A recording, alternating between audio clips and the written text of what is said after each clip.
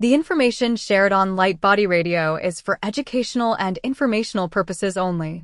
The content of this podcast is not intended to be a substitute for professional medical advice, diagnosis, or treatment. Always seek the advice of your physician, licensed healthcare provider, or qualified wellness practitioner with any questions you may have regarding a medical condition or health goal. Dr. Lara May, her guests, and affiliates do not claim to cure, prevent, or treat any condition and are not responsible for any actions taken based on the information shared in this podcast. By listening to this podcast, you acknowledge that you are responsible for your own health decisions and that any actions you take based on the content are at your own discretion and risk. Thank you for tuning in to Light Body Radio.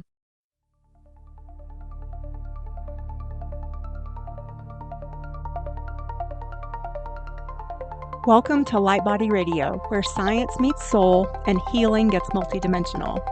I am your host, Dr. Lara May, functional medicine pharmacist, master intuitive Reiki channel, and certified life and health coach. Here we decode root causes, transmute stuck energy, and empower your full spectrum healing journey, body, mind, and light body. This isn't just wellness, it's awakening, grounded in science, guided by spirit, and designed for your evolution. Let's rise and radiate. Welcome to the next level of you.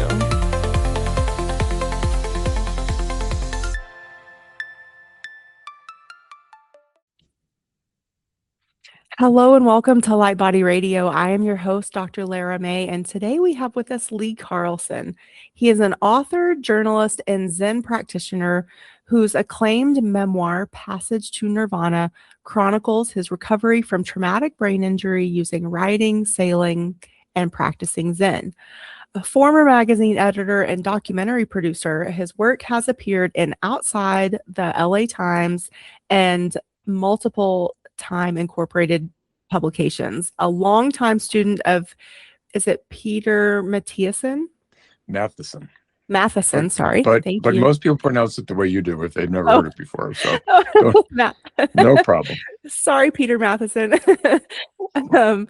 Anyway, Lee's current book explores the relationship and Matheson's legacy. He currently lives in Western New York, and we'll talk about your website at the end. But welcome. Great. Well, thank you. It's nice to be here. Yeah. So tell us about your story. That I always like to start there first, and then we'll dig into the nitty gritty of what is Zen and helping the listeners understand that on a deeper level. Sure. So you alluded to, I was in an accident, and this is now 26 years ago, and I suffered a traumatic brain injury. Before that, I'd been a writer. That's how I made my living. And it was a pretty serious injury. I was in a coma briefly, just for a few days, and in full rehab for a year after that, and then more rehab for several years more. And my neurologist at one point said to me, you're unique. You're one of the lucky ones. You've been to the edge and come back. Most people either go beyond, they've had a more serious injury than you do and they don't recover, and they end up in a wheelchair. They can't think or talk or whatever, or they have a concussion, which is bad, but it's not the end of the world. And he said, you being a writer, it will help your healing to write about it and to get back to work. And B, you can help a lot of other people, not only traumatic brain injury survivors, but their families, friends. People don't understand what it's like. And that was before all the emphasis on head injuries in the NFL and football players and that sort of thing. So it was still a relatively new, unknown subject. And so I decided to write a memoir about it. And that's the first book you mentioned. And then just recently, back in October, I brought out another book, which is a memoir of the years that I spent as a Zen student of Peter Matheson. They kind of overlap a little bit in time frame, but they have very different emphasis. The first one emphasizes the recovery from traumatic brain injury, and the second one is more what you can learn from a great spiritual teacher. So. Well, both, I think, sounds like we could learn a lot from. Yes. Hopefully. Yeah. So tell us a little bit more, just if you can, and if you're willing, about your experience with the injury itself. How was that for you in terms of, obviously you said you spent a year in rehab. That's quite Yes. significant. Yeah, with traumatic brain injuries, they usually say that most of the healing happens in the first year. I was very lucky and very fortunate. I had a good family that helped me get good doctors. I had a whole team of doctors, so not everybody gets that. Mhm. And that's one of the things I advocate for, is for people to get the treatment that they need when this happens. Mhm. It's amazing how still a lot of people don't view this as serious, because it's known as the invisible disability. You can look at somebody and they can seem fine, but in reality, what's going on inside their head is not fine. So, and everybody's injury is different. We think of the brain as being this monolithic thing, but it's really not. The brain is composed of lots of different parts and pieces that do different things, and depending on what part of your brain you injure, you're going to have very different experience. In my case, I had amnesia, retrograde amnesia. I couldn't remember anything for months before the accident. I couldn't remember the accident. Mhm. I had trouble walking. I had to learn how to walk again. I had trouble talking at first, and hearing was worse than talking. A lot of anxiety, a lot of PTSD. Mhm. Although, as my neurologist said, technically it's not PTSD, because PTSD is a psychological disorder. You actually have a physical disorder that causes the same symptoms, causes you to be fearful and anxious and that sort of Mhm. thing.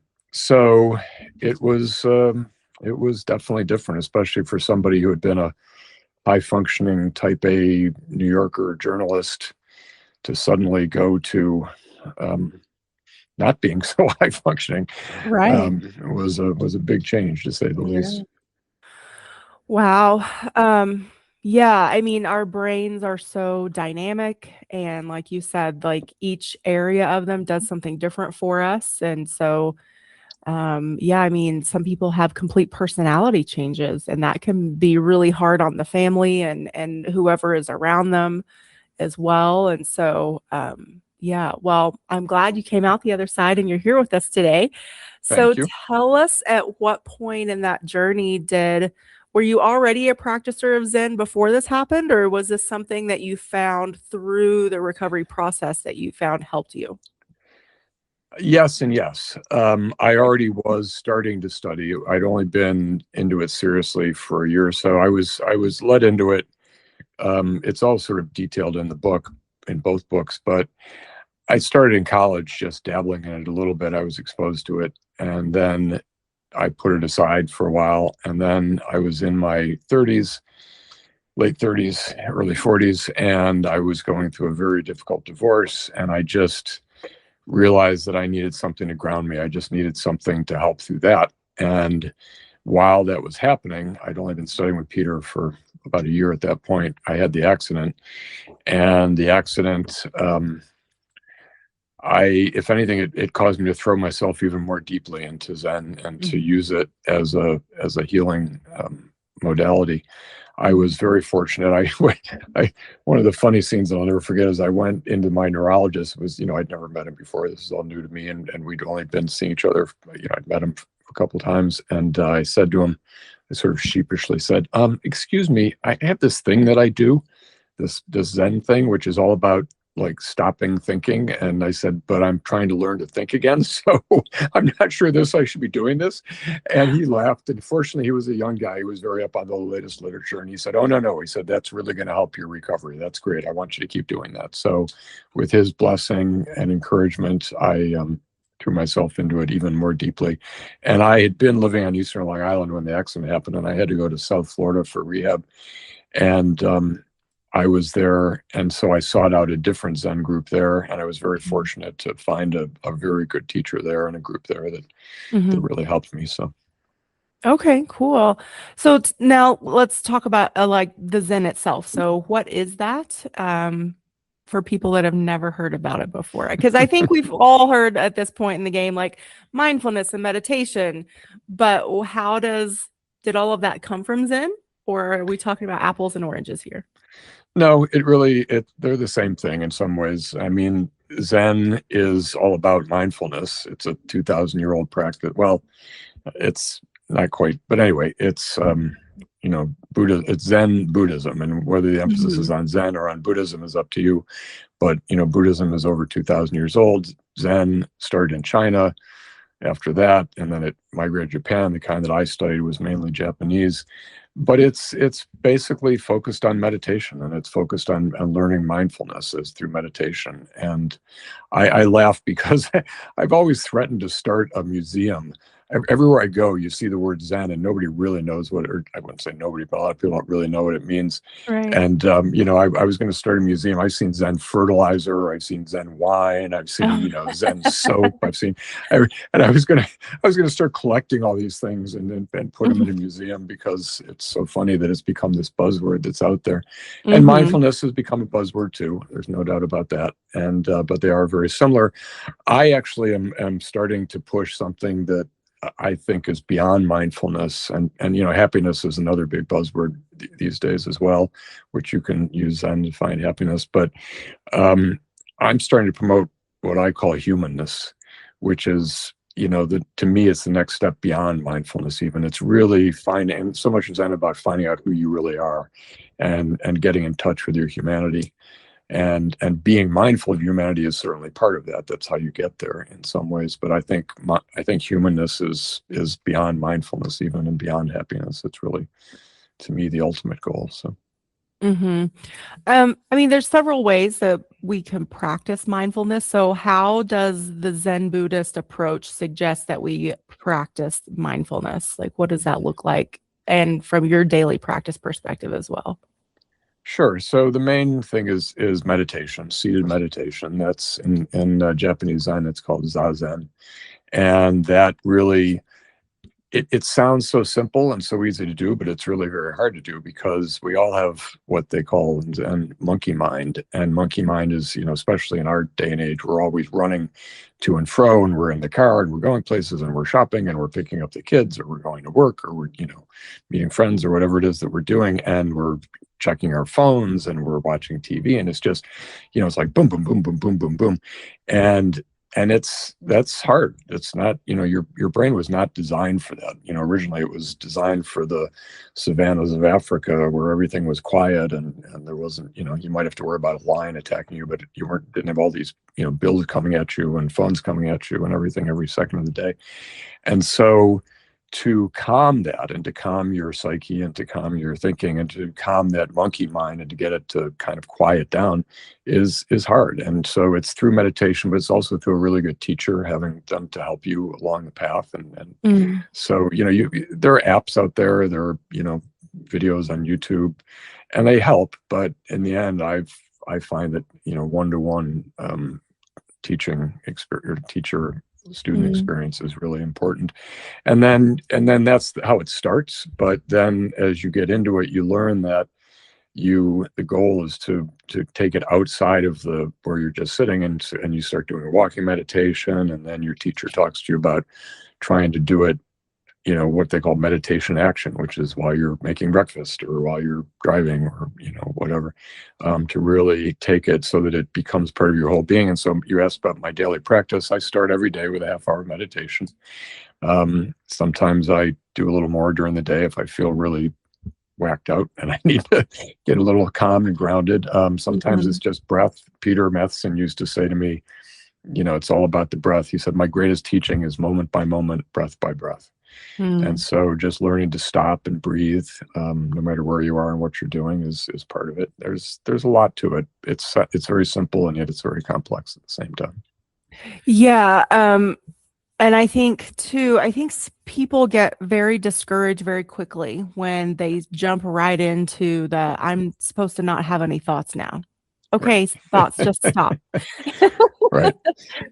So, That's why it's so important to have a good teacher, because, I experienced that so many times. And every time my teacher, and I had several different teachers, including Peter, including the teacher, Fred in Naples, and another woman up in Long Island, who was Peter's right-hand person. And a good teacher is very good at saying to you, don't judge yourself.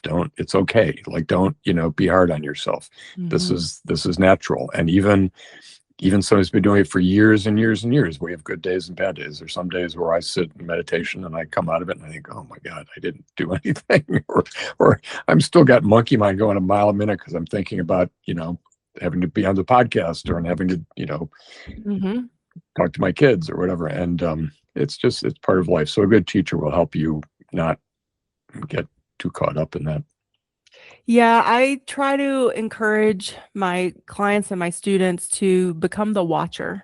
And instead of judging yourself when you get a thought or a million thoughts, a mile a minute, that just watch them and sort of, like maybe watch them scroll across your mind or, whatever you want to do. But, it's okay to have them, but just keep coming back to, usually I tell people also to focus on their breath because that's something that's very centering.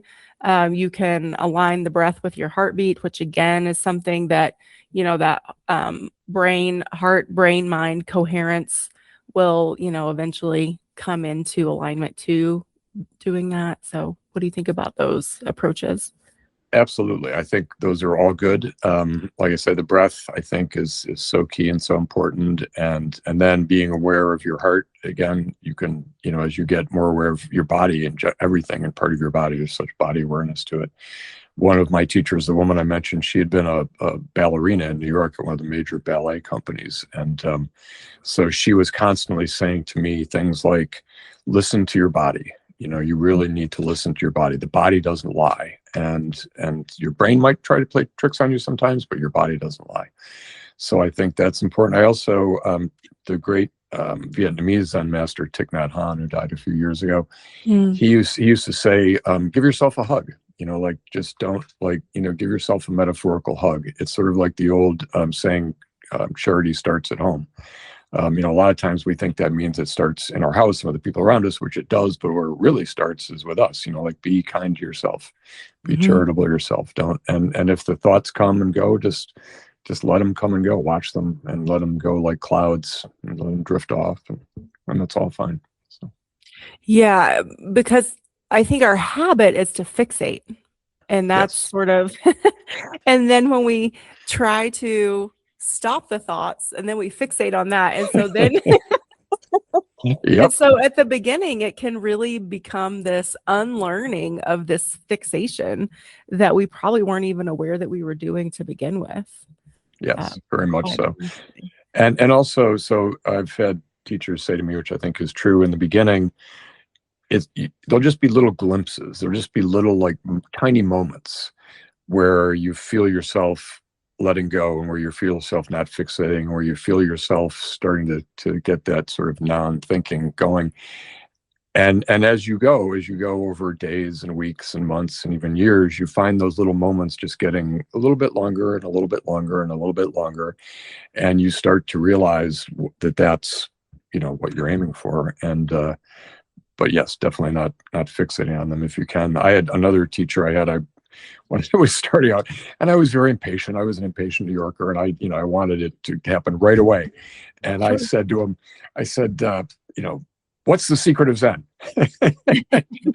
as if you could really explain it in, one word or phrase. And it was very funny because in Zen, when you get farther into it, you usually have these one-on-one meetings with the teacher where you literally, the two of you sit cross-legged face to face. You're like, inches away from each other. And it's this very intense thing because you're just staring in each other's eyes and your faces and you've been meditating for hours ahead of that maybe. And so, you're very aware.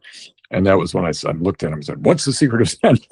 And, to his credit, he didn't bash me over the head and say, you idiot, be more patient. He just looked at me and he said, it's letting go. The secret of Zen is letting go. And I think that's a large part of it. I think I've learned that it's not the entire secret of Zen, but it is one of them, which is letting go of that need to name things, that need to judge things, that need to, get things right away. So yeah, it's a big part of it. Yeah. And like you said, it starts within us first. And even if we bring it back to that elemental piece of the meditation as the starting point, a lot of times, when we're first settling down, we're very aware of what's uncomfortable in our body. and we want to ignore those things and just be comfortable, but again, like our body is uncomfortable for a reason. So let's get curious about that and investigate. And even if we just allow ourselves to again become the watcher, like, okay, so I have this pain in this shoulder or this hip or this lower back, whatever. Like, what is that? Why is that there? And just see what comes up.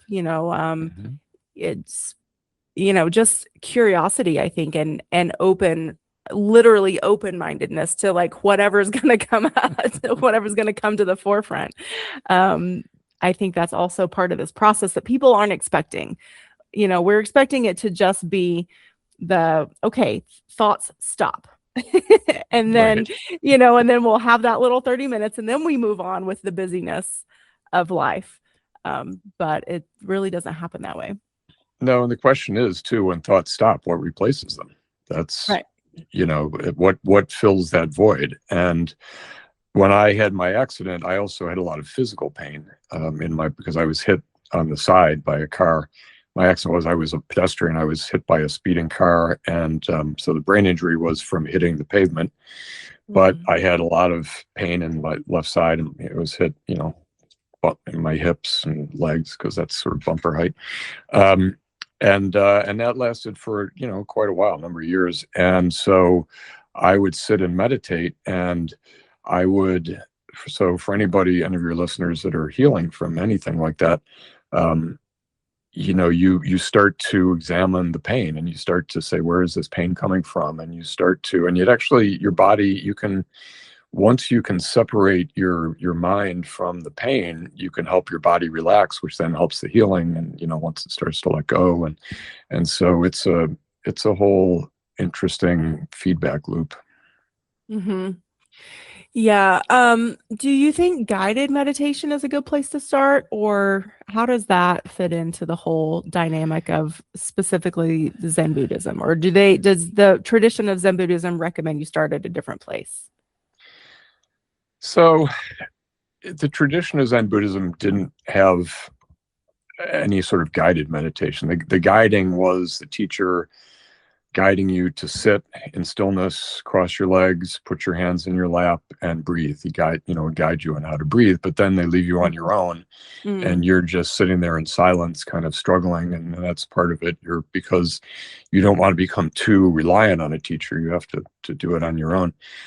I use guided meditation still to this day. I have some apps and things that I have some recordings, and my neurologist gave me a couple of guided meditations that I can stick my earphones in. And so there are times when I find guided meditation helpful as well. And I find that it's not only what they say, but it's how they say it and the quality of their voice, and whether they really do kind of have that feeling of calmness and gravitas that just helps you, and wisdom just helps your whole body kind of go, So, again, yeah, that surrender and the let go. Yeah. Really just allowing, like you said, like the body to be at peace and let go of all the things that we're sort of like crunched up and holding in our body because of our thoughts. And I think that's the other thing, that we don't really put that together until we get further along into a mindfulness and an awareness practice like this. It's like, oh, I'm doing this to myself. Like even if I have had it, something external that now my body has residual pain from, the fact that I'm still holding on to it in some way, shape, or form. And again, like that is part of the natural biology of the healing process too. So I'm not judging it. I'm just saying it is what it is. It's part of it, but it's also part of it too, for us to learn to release it and process it and let it go. Yeah. Yeah. One of my favorite Japanese Zen images that helps me. So in Japanese Zen, there's something called the ox herding pictures. And there are these beautiful pen and ink drawings with commentary, the most famous ones, and they've been done by many different people. It's sort of like, Shakespeare, everybody's done Hamlet in a million different ways, but the ox herding pictures, they are a series that starts with and it's a metaphor for your mind. And they start with the ox being this totally unruly, untamed wild beast in a field, right? Mm-hmm. And then that's the first picture, and then there's a commentary underneath it talking about how the ox is untamed and it's wild and unruly, etc. And then the next picture is the ox herder enters the field where the ox is and starts trying to tame the ox. And the ox herder, of course, is ourselves and trying to tame our minds. And then it goes through a whole series of pictures until finally at the end, the ox herder has tamed the ox, and the two of them are walking home through a field of flowers, and everybody's peaceful and calm and happy. And then some of them even go beyond that, where the ox and ox herder become one, or they kind of disappear into nothingness, into the one. I've always liked that metaphor. The Zen is very good at using nature for metaphor, and in many different ways. Of course, back 1,000 years ago, it's all they had. They didn't have Right. They didn't have cars or computers or TVs or anything else. So nature was what they had, and they used it very well as a teaching aid. And I find that is a pretty good metaphor for the whole process of mind, and for meditating and starting out, and how you go along the path. So. And do you feel like a half an hour is a good time frame to start with, or is it okay to start with a shorter time frame? Like, what would be the Zen Buddhist protocol for beginners here? So the Zen Buddhist protocol tends to be somewhere around a half hour. Sometimes it's 25 minutes. Rarely I've seen it start at 20 minutes. But other times and places, I taught for a little while at a yoga studio, and the guy that owned the yoga studio, he wanted me to start with 10 or 15 minutes, because he thought 20 even was too long for his people to sit that still for that long. And I said, okay, if that's what you want, that's fine. That's what I'll do. But I do think the longer you can do it, the better off you are. There's a famous story recently about a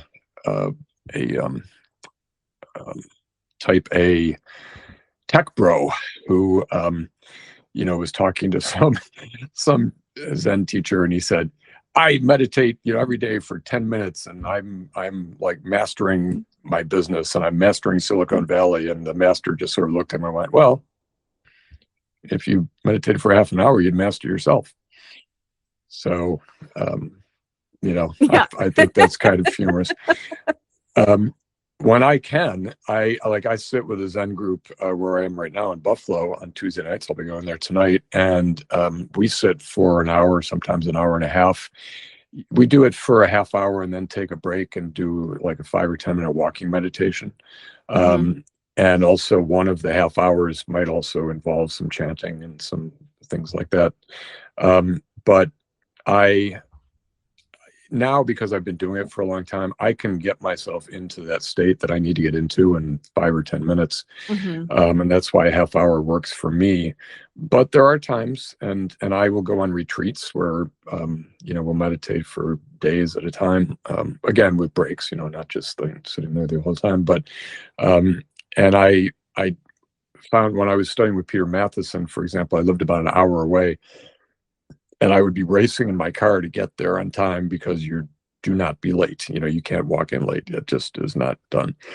And so I'd sit down and I'd be, kind of, sweaty palmed and just, crazed from racing to get there and driving through traffic and wondering if I'm going to get there on time and the whole thing. And the first half hour just settled me, but the second half hour was where I really found things really happened, because the first half hour I was just all recovering from driving over there. Right. So it really, everybody's different, and everybody's situation is different. And people say, well, where do you get the time? I say, well, you watch less TV maybe. And I find I sleep less when I meditate. Meditation takes the place of sleep. So I don't need as much sleep. So, that half hour of meditation is what I might normally be sleeping, but it's doing the same thing, or better for my brain. So. Yeah, I found at the beginning of my very, very serious practice, like when I finally decided to really commit to a daily practice, I would wake up early in the morning, and I'm not a morning person. But if I set my alarm and then just got myself out of bed, even if it was still dark outside, I could go to my spot and meditate there, whatever it was, like half an hour, usually no more than an hour at that point. But yeah, like you said, like I could, and I think, I don't know if it was my psyche or the brain getting used to it or both, but yeah, I was able to sacrifice that hour of sleep because I knew how good I would feel after that hour of meditation. And it would almost sometimes be better than if I had slept that extra hour. Right. And, we were talking about mindfulness before. For me, I wasn't a morning person either. But in Zen, in some of the monasteries, they'll start you off at like 5 a.m. or even 4 a.m. And I've been on retreats where that happens. And so, now if I get up at 7, that's like, oh my God, I slept in. But I'm lucky that for the most part, I live in the country. I had for a long time, and I was in my boat for a while. And so for me, when we become really mindful and mindful of your surroundings, you're also just really amazingly mindful of the birds that are starting to chirp and sing, and maybe the trees rustling from the wind, and you're aware of the light starting to come up, and it's really beautiful, and you become very mindful and aware of these things in ways that you never were before, and you look forward to getting up and doing that in the morning. So yeah, I think our bodies and our minds too become really appreciative in that richness of the letting go and the release, and it can become something that we anticipate and look forward to. And so even if you are getting up before the sun comes up, they say that's the magic hour too. So yes, yeah. There's lots of spiritual things about that time of day as well. There certainly are. And in photography, they call that the golden hour, because it's the light is just so golden and so beautiful, different than any other light, any other time of day. So, yeah, it's quite nice. Yeah. Well, where would you like to send people to? So I have a website, which is leecarlson.life, not leecarlson.com, but leecarlson.life, because that's what this is all about. And on the website, you can send me an email if you want. If you sign up for my email list, it's got one of those things that pops up so you can sign up. And if you sign up for the list, you'll get 2 things that will send to you via email. One is a guide on how to find a good teacher, because I find some people ask me, how do you get started? How do you find a good teacher? And so there's a chapter in my latest book about that. And my one friend, who's a Qigong teacher, after reading the book, he said, I wish I could just give this chapter to students. So many people, they don't, how to find a good teacher. And I said, well, let's give it to them. Let's take it out of the book and rewrite it just as a standalone thing and give it to them. So you get that. You also, there's a study guide for book clubs or teachers, and, anyone wants to use the book in their classroom. Or, so, and for book clubs that just want to have a discussion about it, I'm done a few book clubs like that. So, and also I'm on Facebook and YouTube and that sort of thing. I have to start doing more with that, but I'm on. So don't we all? Don't we all? Right. So, but I will soon. I have a blog and some YouTube videos that'll be going up soon and things like that. So if you follow me, then you can start following these things and all these topics that you and I are talking about, plus many more. The new book goes very, very deep into spirituality and what you can. Parts of it are pretty intense, and so that you can find out things about that. And I just got a really nice email from a young woman who's in her 20s that found my first book and found my website, and she's a traumatic brain injury survivor, and she was just telling me how amazing this book has been to help for her, and it's given her the courage to realize that what she was thinking and feeling and going through, she was not alone.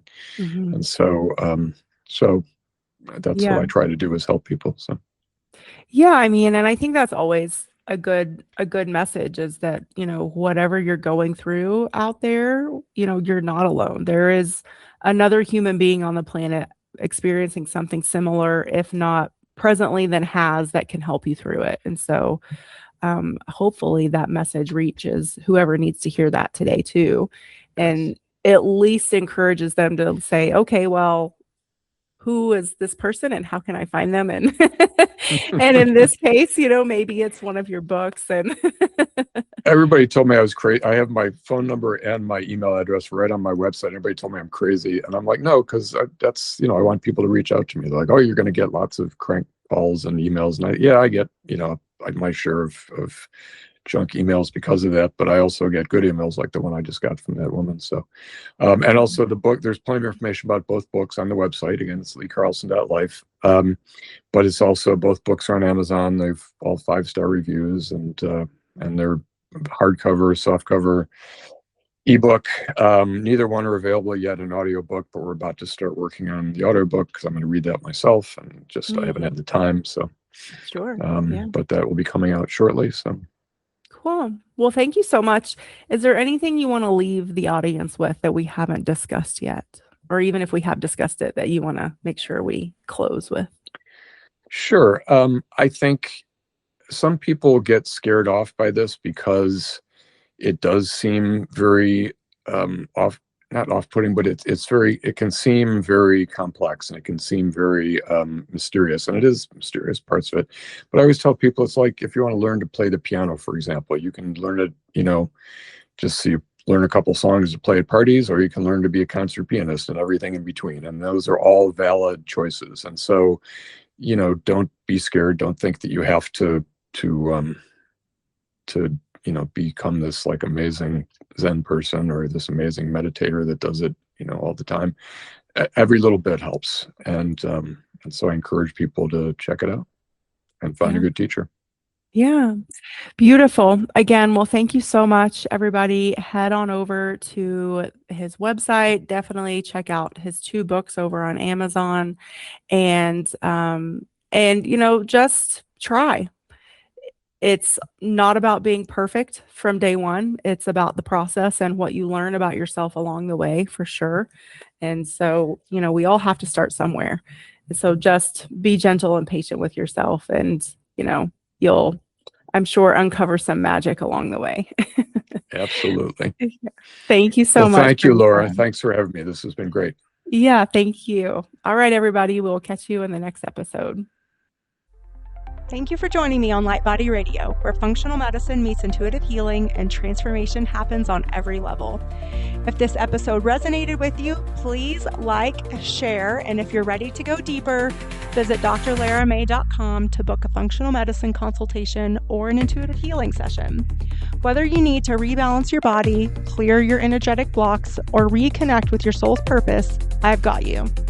You can also follow me on Instagram or TikTok at Dr. Lara May for daily inspiration, energy updates, and healing tools.